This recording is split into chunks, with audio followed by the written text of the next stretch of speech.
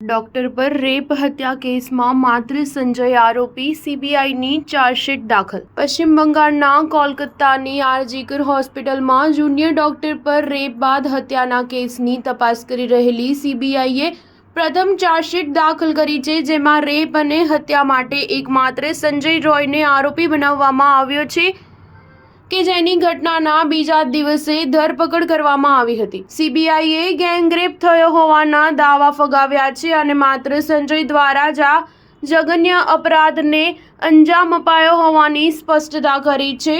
શિયાલદાહની કોર્ટમાં સીબીઆઈએ દાખલ કરેલી ચાર્જશીટમાં 100 સાક્ષીઓ અને 12 પોલીગ્રાફ ટેસ્ટનો પણ ઉલ્લેખ કર્યો છે. 33 વર્ષીય સંજય રોયની ઘટનાના બીજા દિવસે એટલે કે 10મી ઓગસ્ટના રોજ ધરપકડ કરી લેવામાં આવી હતી. હોસ્પિટલના સીસીટીવી ફૂટેજ અને ઘટના સ્થળેથી મળેલા બ્લૂટૂથના આધારે બંગાળ પોલીસે તેને ઓળખી કાઢ્યો હતો.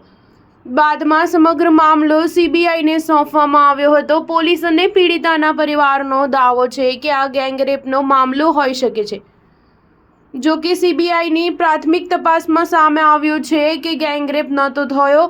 સીબીઆઈએ સંજયને મુખ્ય આરોપી બનાવ્યો છે. આ સમગ્ર મામલા બાદ ફોરેન્સિક ટીમ દ્વારા ડીએનએ ટેસ્ટ પણ કરાયા હતા. પીડિતાના નખમાંથી સ્કિન અને લોહી મળી આવ્યું હતું, જેના પરથી પણ સાબિત થાય છે કે આ સમગ્ર અપરાધને સંજય દ્વારા અંજામ અપાયો હતો.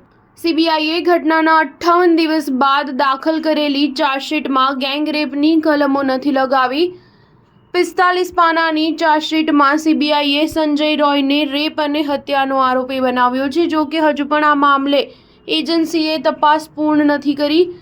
જ્યારે આ સમગ્ર ઘટનાને અંજામ આપવામાં આવ્યો ત્યારે સંજય પૂરી રીતે નશામાં હતો. તેણે હોસ્પિટલ નજીક જ નશો કર્યો હોવાનું પણ અગાઉ સામે આવ્યું હતું. સ્ટાર ન્યૂઝ 7 હંમેશા સચ્ચાઈની સાથે.